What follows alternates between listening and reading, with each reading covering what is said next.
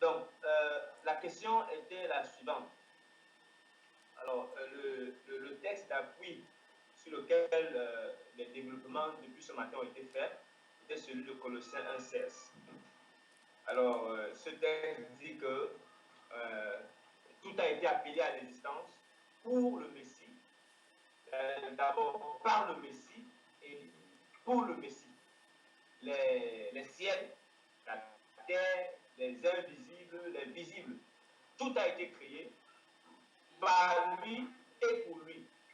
Alors, ma question donc est la suivante. En quoi est-ce que cela me concerne aujourd'hui, moi?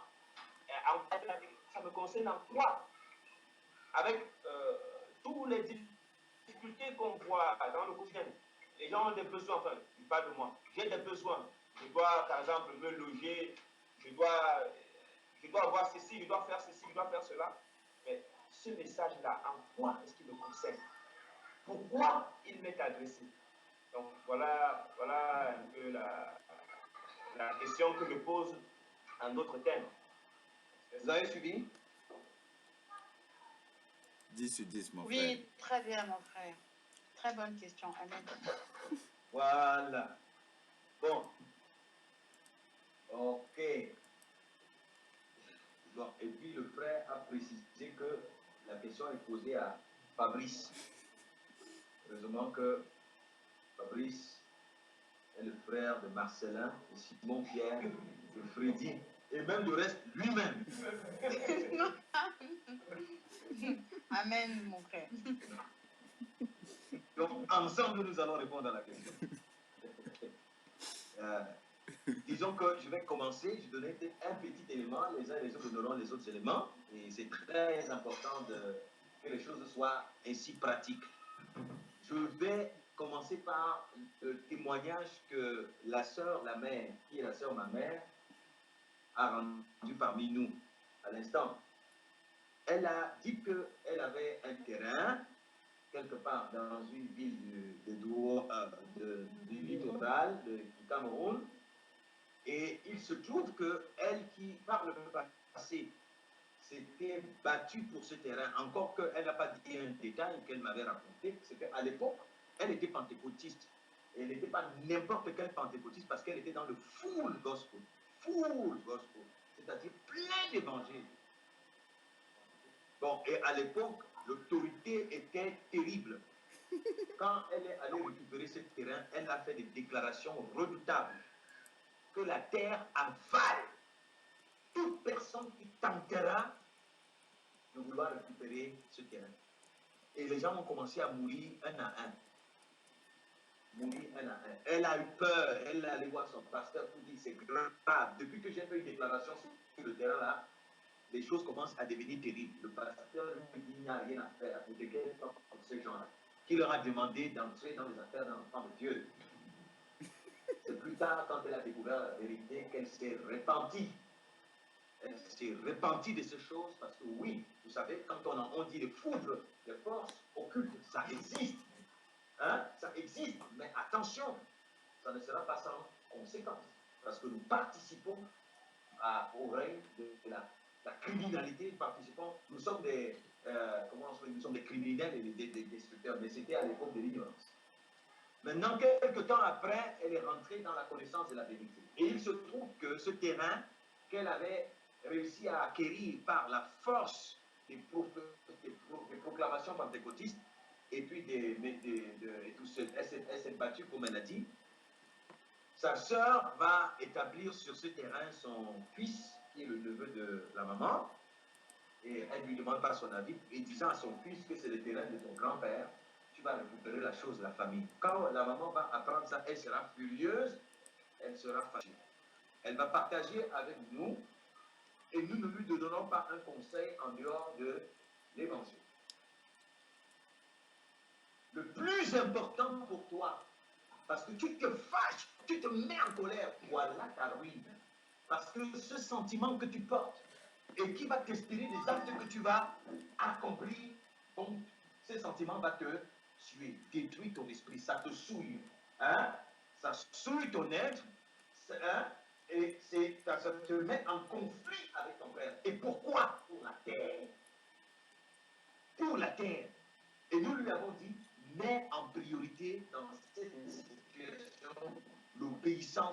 ici. Hein? L'obéissance au Seigneur.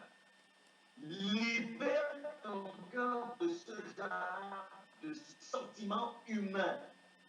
S'ils estiment qu'il est bien d'aller s'asseoir là-bas, laisse-les s'asseoir là-bas. C'est la seule façon pour pousser.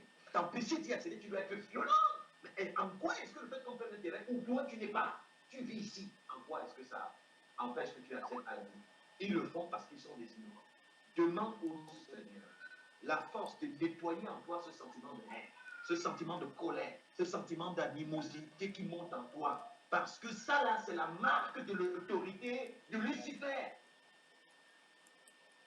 Si tu te laisses dominer par ces sentiments, je te le dis, c'est là que oui, tout ce que tu peux faire, tu vas voir. C'est la source des maux. C'est la source, c'est ça. Donc le piège dans lequel le méchant, c'est qu'il veut exploiter cette situation pour t'amener à ne plus te battre pour les anciens, mais à commencer à te battre pour ce qui ne vaut absolument rien. Le conseil que nous lui avons prodigué, c'est l'obéissance à la vérité. Le Messie, c'est lui qui a autorité sur toutes choses. Hein? Et ce qu'il nous demande, au-delà de tout, c'est que nos cœurs soient tout entiers à lui. Il nous demande d'aimer même nos ennemis. Soyons dans l'obéissance à sa parole. Et n'ayons aucun. Détache-toi de ce terrain. Le conseil que je te donne, rêve vite tout. Lis ce terrain. Détache-toi de ce terrain. Dis-toi que ce n'est rien. Et dis-toi que ce à quoi il était destiné est plus grand. Est plus grand.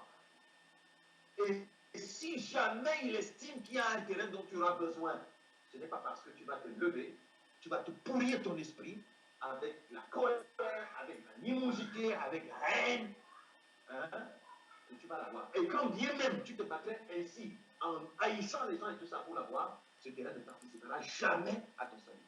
Ce sera plutôt un instrument d'angoisse que celui que tu as choisi d'obéir va utiliser pour te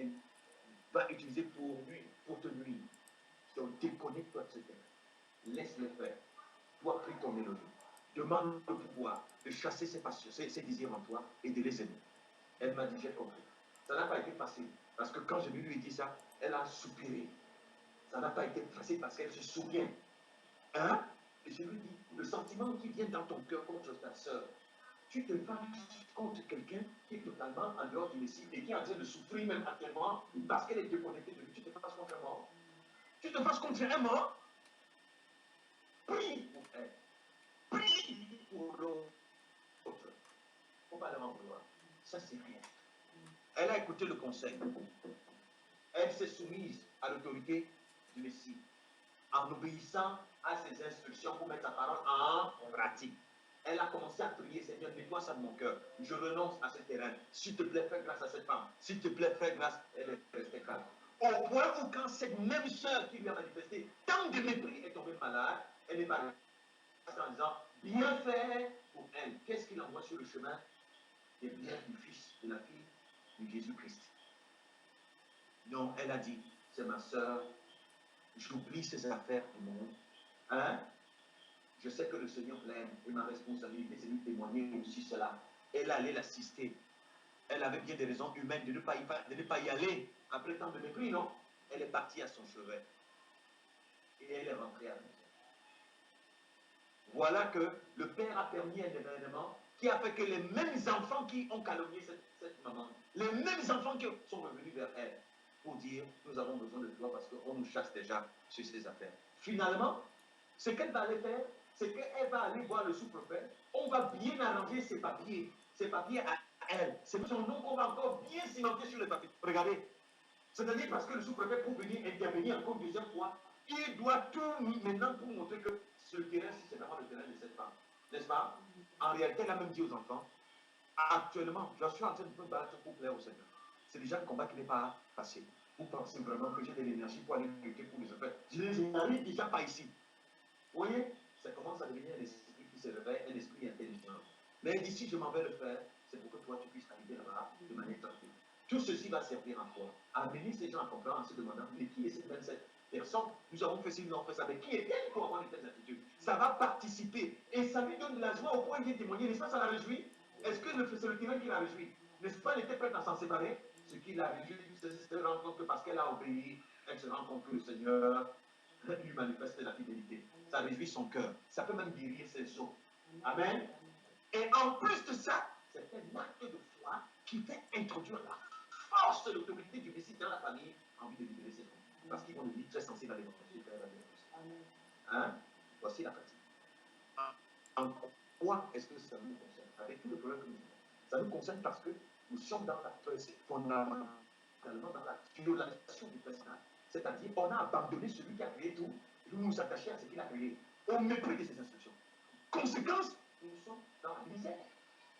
Conséquence, nous sommes sur le côté du destructeur, qui nous détruit. Et nous portons en nous l'identité de celui que nous avons choisi pour mettre, et qui est en train de nous détruire parce que les divisions que nous avons dans la famille, c'est quoi? C'est la manifestation des attributs de la nature de Satan, n'est-ce pas?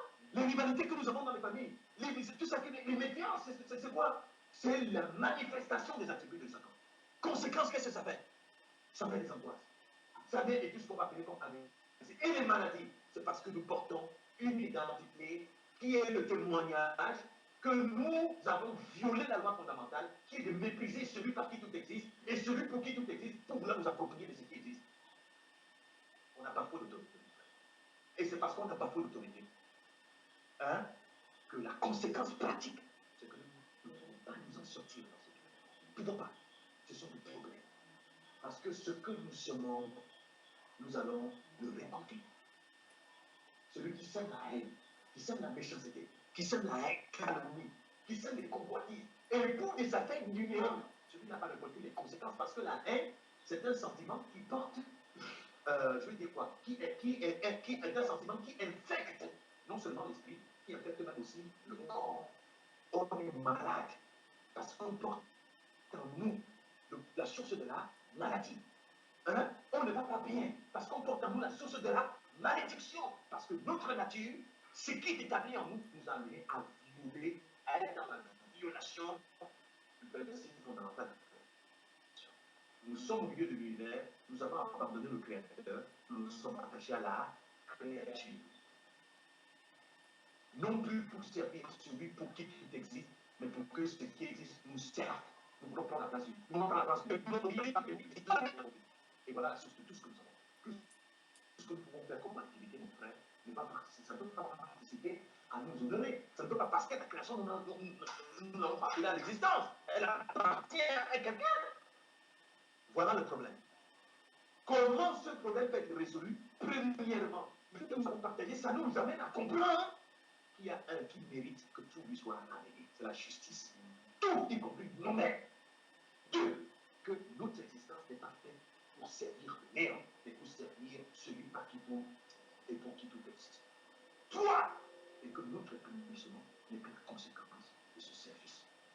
Quatre, et que pour retourner, il faut qu'on commence en pleine conscience de notre état, qu'on réalise que ce que nous vivons est la conséquence de notre propre rébellion, que nous réunions cette identité et que nous tournions vers lui et nous souvenir qu'il nous a tellement aimés. Il aurait pu nous effacer sur la terre parce que nous sommes des méchants.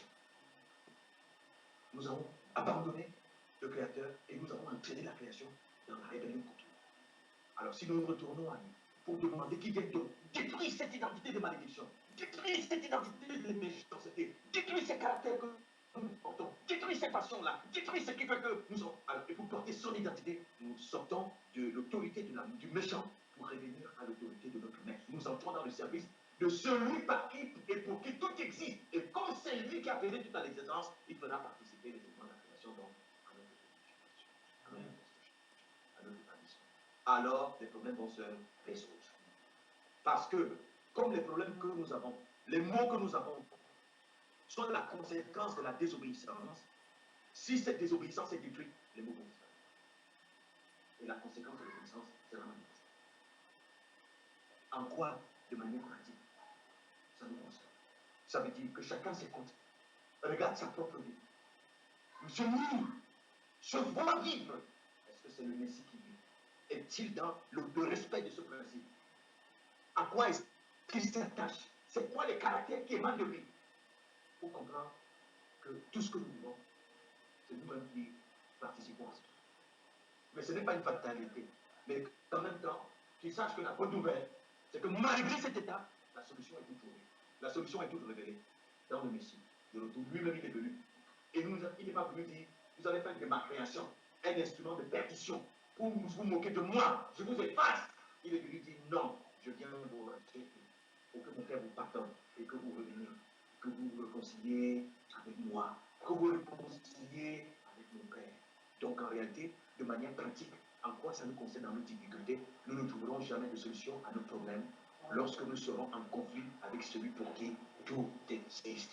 Mais à partir du moment où nous prenons conscience de notre état, nous prenons conscience de toutes ces réalités, nous prenons conscience de ça, et que nous comprenons que tout va se résoudre parce que nous allons prendre l'engagement de sortir de la rébellion contre lui pour revenir lui remettre ce qui lui appartient premièrement, c'est-à-dire nous, il va tout restaurer. Et il n'y aura rien qui aura le pouvoir d'empêcher son action de restauration dans tous les compartiments de notre existence. Et au lieu d'être des serviteurs de la méchanceté, dans le but de serviteurs de la méchanceté pour aller à la ruine, nous entrerons au service du Messie. Amen. Et nous sortirons de la servitude de la méchanceté. Ça va nous faire du bien et ça participera à faire du bien aux autres, comme le témoignage de maman Pauline. Comme le témoignage de maman Pauline. Ça lui donne de la joie, mais une joie que ni l'or ni l'argent ne peut consoler. Et encore, imaginez que ces deux enfants qui sont venus la voir viennent encore lui dire, maman, parle-nous de ton Christ, parce que nous l'avons vu dans notre comportement. Quelle joie! Quelle joie! Elle va chanter, elle va danser. Et c'est ainsi que le royaume va chanter et le royaume va danser, parce qu'il y a de la joie au ciel pour une âme qui se répand. Et comment une âme se répandira-t-elle s'il n'y a pas des hommes qui annoncent l'identité du Messie? Amen. Donc en réalité, mon frère, au reste, voilà ce que nous pouvons partager. Et nous attendons ton ajout. Nous attendons aussi l'ajout de cette question que tu as posée. Ouais, j'attends le fait que l'ajout c'est Dieu. En dernier. Allez-y. Parlez fort. Allô, vous nous entendez, frère, sœur? Très bien, très bien. Voilà. Et puis, exemple, qu'est-ce que je veux dire? Aurel et les autres ne sont pas exemples de ça. Parce que je suis aussi frère de Aurel, de Elvi, de Patriarche Désiré, et de tous les autres, de Mémé Beauté, et de tous les autres.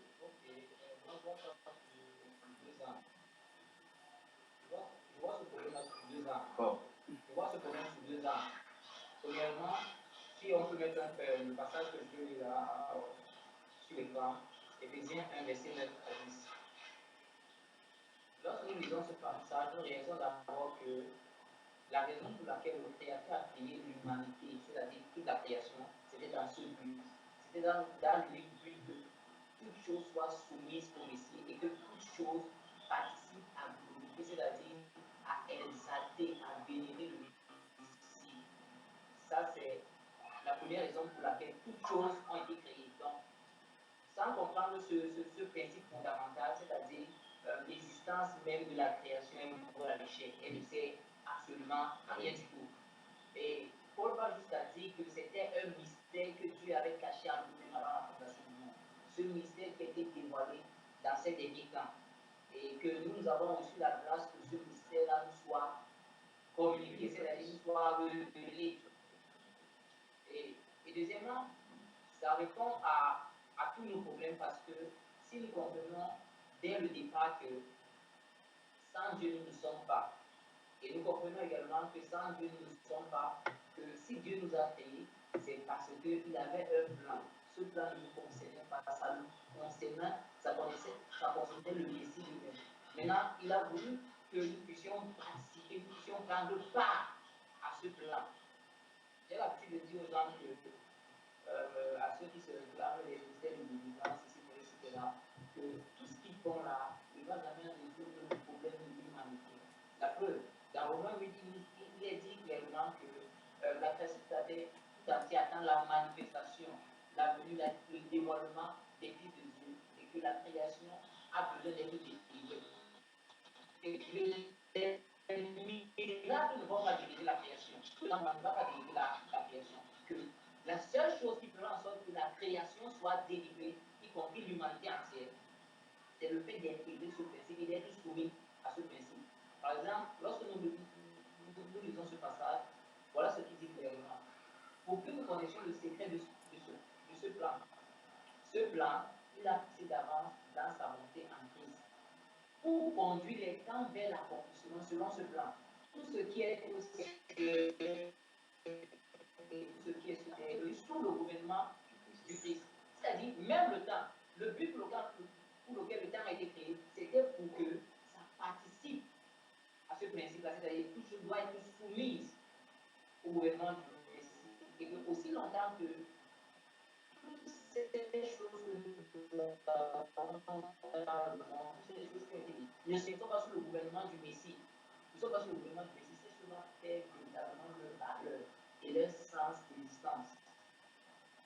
Donc, c'est article 2 mettant ce principe, lorsque nous intégrons cette vérité, que nous verrons que tous les problèmes qui existent dans le monde n'existeront plus. En réalité, les problèmes existent encore dans le monde parce qu'on n'a pas encore intégré cette vérité fondamentale. On n'a pas été soumis à cette vérité. Parce que c'est la seule chose qui soit en de tous les problèmes qui existent dans le monde. Donc, voilà un peu, en bref, ce que moi je peux dire sur la question qui a été posée. C'est cela que ça répond à tous nos problèmes. Ça répond à tous nos problèmes. Amen. Merci, frère Eugène. Vous nous entendez, frère Aurel? Oui, on vous a entendu en peine, mais on vous entend bien, ça va. D'accord. Vous avez quelque chose à ajouter de votre côté? En quoi, de manière pratique,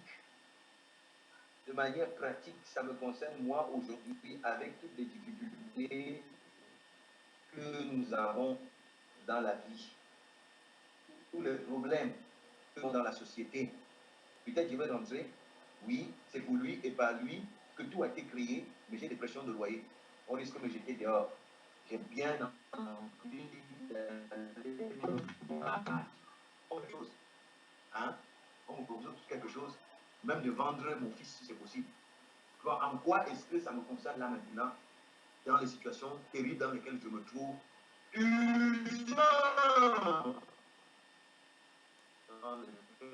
qui ont besoin de solutions précises, pratiques. J'ai des soucis.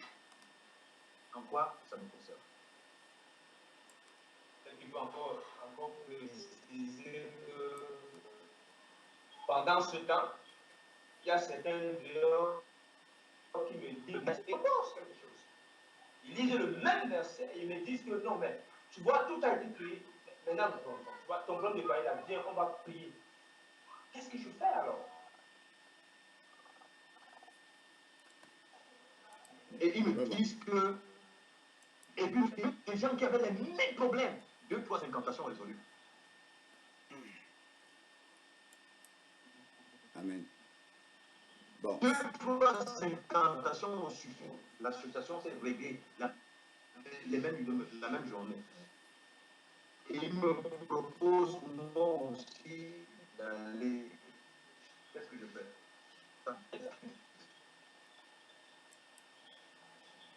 Amen. Bon. Si... Allô? Allô, Aurèle? Oui. Ah ouais. Ouais, amen. Bon, si moi... Oui, on vous suit. Si moi, je peux essayer d'ajouter quelque chose à tout ce que les frères ont dit, je ne peux que prendre la situation, si on observe dans le contexte du mariage.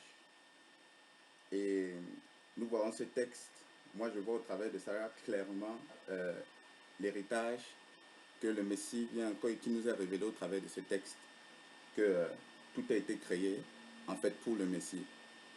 Et quand nous entrons dans un contexte de mariage, nous avons vu avec Adam et Ève, Ève a été une partie, hein, elle a été tirée de son époux, c'est-à-dire elle fait partie de son époux. Et nous savons que normalement, nous savons qu'aujourd'hui même la morale bafoue ça, quand une femme épouse un homme, il est censé avoir on appelle ça les biens communs, on appelle ça bien commun. Hein? Je ne crois pas que une de nos sœurs aimerait épouser un homme qui fait bien séparer. Donc, on reconnaît, même d'une manière intérieure, que quand nous allons épouser, pour ceux qui sont femmes, épouser un homme, c'est pour faire des biens communs. Donc, c'est-à-dire, ce qui lui appartient, m'appartient. Tout ce qu'il sait faire, même quand je n'étais même pas encore là. Dès que j'entre en communion avec lui, dès que je m'associe avec lui, tout ce qu'il a m'appartient. Et tout ce que j'ai aussi l'appartient, bien sûr. Mais face au Créateur, nous, on n'a rien, bien sûr. Et face à Yeshua, nous, on n'a rien. Donc, on a tout à gagner en nous unissant en lui. Et nous ne lui apportons rien, sauf notre cœur et notre vie, notre dévotion. Donc, le Messie révèle au travers de cela l'héritage de l'homme. Et puisque nous sommes appelés l'épouse, donc quand on entre en connexion avec le Messie, ainsi nous héritons de ce qui est dit dans ce passage. À même titre que tout a été créé pour le Messie, pour tous ceux qui épousent, qui entrent dans cette identité du Messie aussi, eux tous, tout a été créé pour eux. Et toute autorité, toute domination, toutes ces choses extérieures ont été créées pour eux. Et on va même plus loin. Pour aller plus loin, il dit, toutes même les situations, il n'y a rien qui arrive qui n'a pas été créé pour toi. Il n'y a rien qui a été provoqué qui n'a pas été créé pour toi. Il n'y a aucun malheur. Quelque part, c'est Jérémie, je ne sais plus, qui dit, y a-t-il un malheur qui arrive dans une ville sans que c'est le Seigneur qui nous l'ait permis? Nous croyons donc que ce qui appartient à Elohim, tout ce qui lui arrive, c'est le Père, c'est le Créateur qui l'a permis dans nos vies, et c'est bien pour notre bien. C'est bien pour notre bien. Alors, je pense que le problème, pour prendre l'histoire du loyer, hein, je pense que le problème, c'est qu'on croit que ne pas payer le loyer, c'est un problème. Mais en vérité, si on considère que toutes les situations qui nous arrivent sont pour nous, ça veut dire même le fait que je ne peux pas payer un loyer, c'est pour moi. Et cela me conduit vers le Père. Nous demandons, Seigneur, pourvoir aux ressources nécessaires pour que nous avancions vers le royaume. Pouvoir ne ressources nécessaires ne veut pas dire pouvoir ce que je puisse payer mon loyer. Et le fait de pouvoir, il peut pouvoir à la disette. La disette, c'est comme il a pourvu. Ça t'apprend à te séparer, à ne plus dépendre de la nourriture. Donc en vérité, le manque n'est pas en vérité un manque, mais c'est le Seigneur qui a pourvu, c'est une richesse. Et quand tu comprends cela, c'est là où tu es sorti de tous les problèmes. Et tout ce qui t'arrive, tu ne prends pas ça comme une calamité, mais tout au contraire. Tout au contraire, tu prends cela comme une bénédiction parce que tu dis, le Père a pourvu. Je n'ai pas payé mon loyer pendant 2 ans, 3 ans, mais c'est bien, le Père a pourvu. Je n'ai pas décidé de ne pas payer mon loyer, j'ai bien voulu payer mon loyer, mais le Père a pourvu comme ça. Donc, il veut m'apprendre à vivre, à être capable de vivre, même si je n'ai pas payé mon loyer, à ne compter que sur lui. Si on me met dehors, c'est le Père qui a pourvu. Et ainsi, je considère ça comme une bénédiction, comme un manque, en fait. Et c'est ainsi que le Père pourvoit au fur et à mesure. J'ai appris à vivre dans l'abondance comme dans le manque. Je puis tout par celui qui me fortifie. Parce que il voyait toute situation comme ainsi la main de l'Éternel qui vient pourvoir à ses besoins. Le besoin de l'homme, c'est de connaître Elohim, c'est de dépendre seulement d'Elohim et de ne point avoir d'appui sur le monde. Donc, pouvoir, ça peut vouloir dire à lever ce qu'on considère comme appui. Si la voiture était pour moi dans le passé un appui, le Père peut pouvoir en enlevant cette voiture. Parce que le désir du Père, c'est que je ne dépende plus de la voiture, mais que je dépende de lui. Il y a une sœur qui me disait, qui me posait la question, mais c'est quoi le désert? Et quand on constate le désert, on voit le désert, c'est un univers aride, où il n'y a rien. Et quand tu es dans le désert, tu ne peux que compter sur Elohim. Et c'est un peu cette image qui se fait dans notre vie, où le Seigneur veut nous débarrasser de tout, et on est seul. Devant, il n'y a rien. Derrière, il n'y a rien. À côté, il n'y a rien. Ce n'est que le Seigneur. Donc, s'il enlève, en vérité, il me place dans un désert où je ne peux que compter sur lui. Donc, il pourvoit à ce que je ne compte que sur lui. Jacob aussi, quand il est parti, il a combattu avec Elohim. Mais qu'est-ce qu'Elohim a fait? Elohim a frappé sa hanche. La hanche, vous savez, quand on frappe, la hanche, ça sert à se tenir debout. Hein. Si on frappe la hanche, on ne se tient plus debout. Il a frappé son soutien, ce qui lui maintenait debout. Mais malgré tout, il a dit, tant que tu ne me donnes pas la capacité, parce qu'en vérité, ce n'est pas ma hanche qui me fait tenir debout, c'est toi. Mais bénis-moi. Peut-être il a même trouvé en ce que le Seigneur le frappe la bénédiction, qui sait. C'est ainsi aussi que nous devons voir toutes les situations qui nous arrivent aujourd'hui. Ce n'est pas des calamités, mais c'est la main du Seigneur qui pourvoit pour notre élévation. Amen. Amen. Amen. Amen. Ok, merci Frère Aurel pour cette contribution. Et nous allons peut-être prendre une dernière et prendre une petite pause. On constate que les uns et les autres sont déjà un peu fatigués, le temps de nous redonner un peu de force. Donc, s'il y a encore une dernière contribution de votre côté, on va la prendre. Et puis, après cela, on va prendre une pause et on continuera après.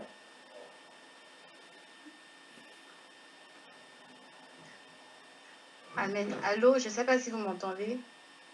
On t'entend très bien, 5 sur 5. 5 sur 5. Ok. Bon, moi, je vais un peu essayer d'apporter une petite contribution. Donc, par rapport à la question, moi, le verset qui m'est venu à cœur, le passage qui m'est venu à cœur, c'est dans 1 Pierre chapitre 2, le verset 11. Donc, c'est l'apôtre Pierre. Donc, quand il s'adressait, il dit, bien aimé, je vous exhorte, comme étrangers et voyageurs sur la terre, à vous abstenir des convoitises charnelles qui font la guerre à l'âme. Donc voilà, donc pour répondre, voilà, c'est ce verset que je vais utiliser parce que là, ce que je comprends, c'est que le Seigneur sait à quoi il nous appelle et c'est ce qui a été révélé en fait quand le Messie, il est venu sur terre. En fait, il nous a, par rapport à l'espérance, par rapport à la gloire qui nous attend, en fait, on comprend que on est des étrangers sur cette terre, on est de passage, on est des voyageurs. Et quand j'essaie même de prendre un exemple pratique, par exemple, si je décide de voyager, d'effectuer un voyage dans n'importe quel pays, quelle que soit la période, à partir du moment où je sais que ce n'est pas là-bas que je vais finir, à partir du moment où je sais que ce n'est pas là-bas que je vais établir, que je vais me baser en fait de manière totale, bah, je ne peux m'attacher à rien en fait concernant cet endroit. Ça veut dire que si je décide par exemple, je ne sais pas, d'aller en Chine, même si c'est pour combien de temps, jamais je ne voudrais peut-être mettre des bases solides ou bien dire que je vais peut-être me construire une maison, etc. Parce que je sais que je suis de passage et que tout ce que je pourrais faire à cet endroit ne sera que temporaire, ne sera que vanité, en fait. Et je pense que c'est aussi à ça que le Père nous appelle. C'est pourquoi, même si tous ces éléments de la création ont été permis par le Seigneur, en fait, c'est juste pour nous permettre dans notre voyage qu'on effectue sur la terre, pour nous permettre d'arriver à notre but, en fait. Et le but, c'est quoi? C'est notre espérance. Le but, c'est la conformité au Messie. Le but, c'est l'identité du Messie. Et comme disait le frère, tous ces éléments de la création, en fait, ne seront là que pour nous mener vers ça. Et par conséquent, on n'a aucun intérêt à s'y attacher, ou parce que ce n'est que temporaire. Ce n'est que temporaire parce que ce qui nous intéresse, ce à quoi on doit vraiment s'attacher de tout notre cœur, c'est vraiment l'arrivée. Parce que quand on voyage, c'est pour un but précis, c'est pour une destination précise. Et nous, notre destination, c'est le royaume. Donc, moi, c'est ce que je peux dire par rapport à la question. Je comprends que, en tant que personne qui est de passage, en tant que personne qui a été suscitée par le Père pour un projet précis, pour un but précis, en fait, c'est ce but qui m'intéresse. C'est à ce but que je dois courir. Et tous les autres éléments ne doivent me mener que vers ce but. Et à partir du moment où je vois qu'un élément n'est pas conforme, ou bien ne va pas dans le sens de mon avancée vers le but, je comprends que le Père ne voudrait pas que je m'attache à ça, en fait. Et le témoignage de la sœur nous le révèle par rapport au terrain ou quoi que ce soit. Donc voilà, c'est ce que je peux dire. Amen.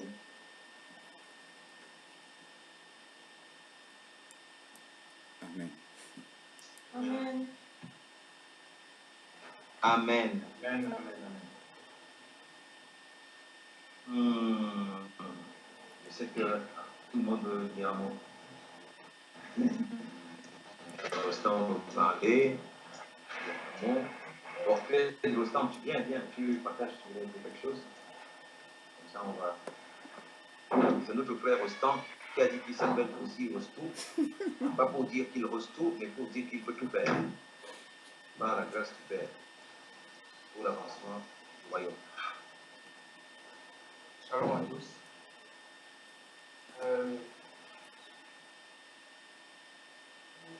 Vous nous entendez? Oui, que le frère soit plus vaillant, Rostou. Ok. Shalom à tous. Voilà, shalom. Mon frère. Comme de l'autre côté. Shalom. Shalom, shalom. Donc, il est bien vrai qu'au départ, depuis le début de cette retraite, je n'ai pas dit un mot. Simplement parce que je n'avais rien à dire. Mais maintenant, depuis hier, depuis le reportage, depuis la projection qui a été faite hier, et depuis l'enseignement de service hier et aujourd'hui, j'ai pu avoir quelque chose à dire. J'ai pu être instruit et j'ai pu avoir quelque chose à dire. Par rapport à la question que le frère Aubin vient de poser, de savoir en quoi est-ce que ces versets-là me concernent. Ces versets me concernent au moment où j'ai compris le vrai sens de ces versets me concernent au moment où j'ai compris que je suis été créé, parce que moi je fais aussi partie de la création.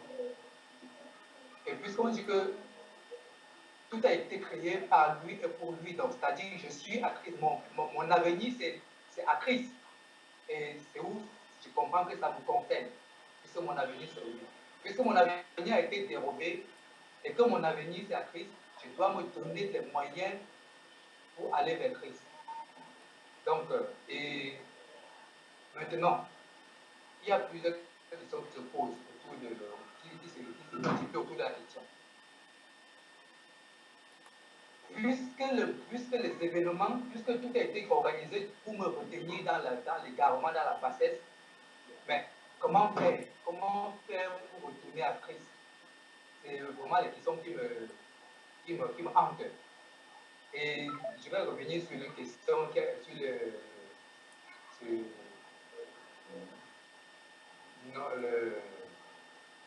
la conférencière dont on a projeté son discours hier. Elle a posé une question à la fin, après avoir décrit tous les éléments qui se passent dans le monde. Elle a posé une question à la fin. Et on fait quoi? Et les enfants de Dieu font quoi? Bon, ceux qui se réclament d'avoir connu la vérité, ils font quoi? Et on fait quoi? Et à nous maintenant, nous pose la question à nous. Bon, comment faire quoi? Du moment où on connaît que les choses comme ça arrivent. Je vais prendre l'exemple sur Daniel et Shadrach, Meshach et l'autre là. Eux, ils n'avaient pas.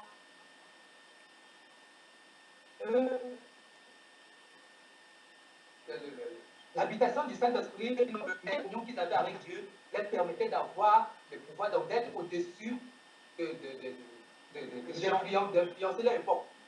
Pourtant, eux, ils n'avaient pas. Déjà, ils n'avaient pas. Ce n'était pas le temps de la fin. La promesse. Mais s'il n'était pas encore venu. Il n'était pas encore venu. Et autant de trucs. Mais le déploiement qu'ils exerçaient au point d'être au-dessus de leur système babylonien, c'était terrible, ils influençaient tout, même le roi s'est incliné devant eux. Mais nous, on se réclame, on se dit, on a connu la vérité 1 an, 2 ans, 3 ans, 5 ans, ainsi. Mais on se retrouve, on balbutie, on dit au Seigneur, misérable que nous sommes. Nous sommes pécheurs, puis seul pécheur et quoi? Et puis quoi? toujours des questions qui reviennent. On est faible, oui, tu es faible, et puis quoi? Tu es faible, mais l'esprit est disposé. Tu es faible, tu es rempli de faiblesse, mais l'esprit, la force est disposée pour que tu sois fort. Mais qu'est-ce que tu fais? Donc, plusieurs questions se posent.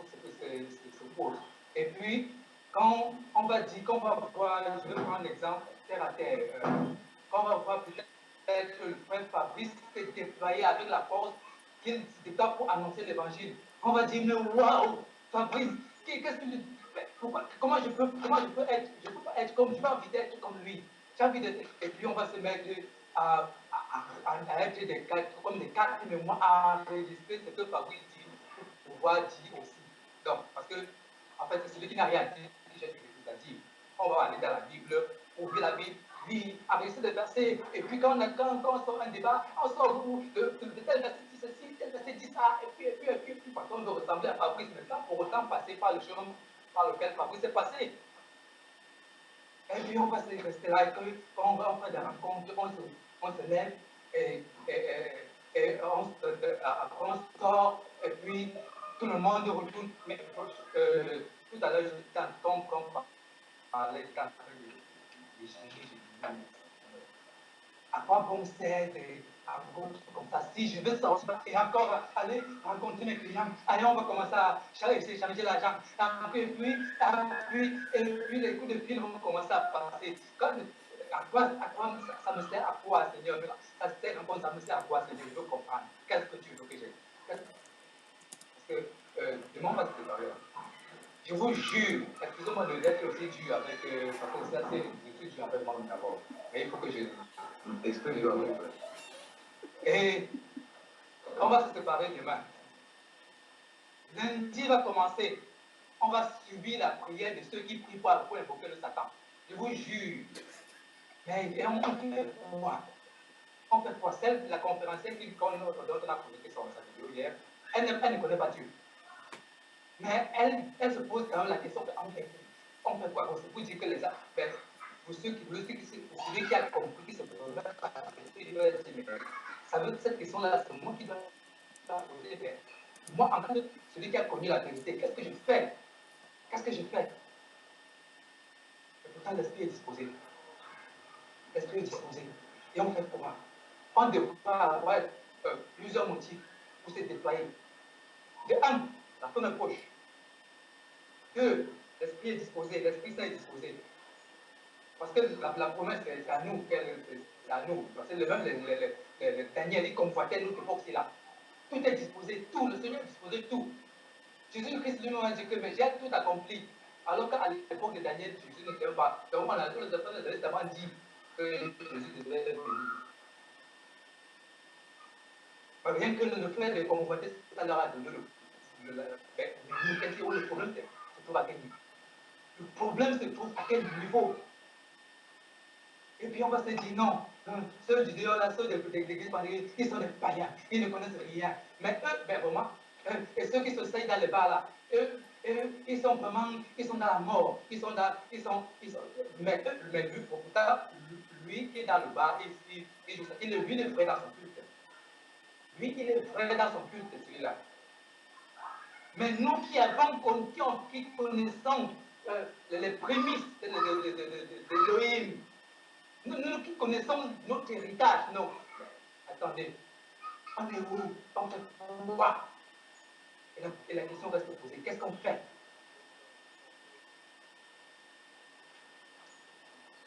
Donc, je voudrais m'arrêter là, puisque s'il veut parler, Vraiment.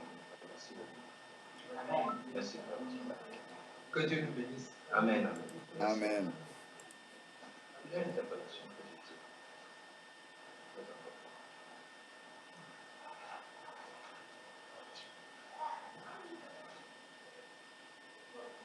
Voilà. Vous avez quelque chose à ajouter, frère Aurel, de votre côté? Non, mon frère, ça va, ça va. Je propose qu'ensemble nous puissions prier, parce que c'est aussi pour ça que nous sommes là. Comme hier, nous passons du temps dans la prière, que nous puissions prier avant de nous séparer momentanément et nous retrouver dans quelques heures, que nous puissions vraiment ensemble prier chacun là où il est, pour supplier vraiment Yahvé qu'il dépose en nous la force de son esprit pour que nous soyons des raisonneurs après avoir entendu ces choses, et que par sa grâce, chacun là où il est devienne un acteur véritable de Dieu par la puissance de son souffle. Parce que ce qui est caché, c'est pour Yahvé, mais ce qui est révélé, c'est pour nous. Et ce qui nous révèle, ce n'est pas par la terre. C'est pour que chacun de nous soit porteur du message de l'espoir, du message de l'espérance, partout où il est, et que chacun de nous répande en tout lieu, là où il est, l'odeur de la présence et de la connaissance de lui. Supplions que le Père nous apporte la faveur de nous consacrer à lui de manière absolue, qu'il puisse nous disposer à accepter la souffrance et à accepter la joie et le bonheur qui sont réservés à ceux qui s'engagent à suivre ce chemin. Et que de manière pratique, nous nous disposions à nous laisser façonner pour devenir conformes au Messie.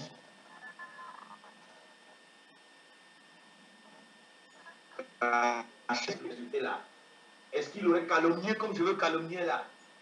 Est-ce qu'il aurait fait comme je veux, je suis en train de vouloir faire là, et que je dis, donne-moi la force de m'arrêter, détruis ce que je suis, afin que le Messie se révèle au travers de moi.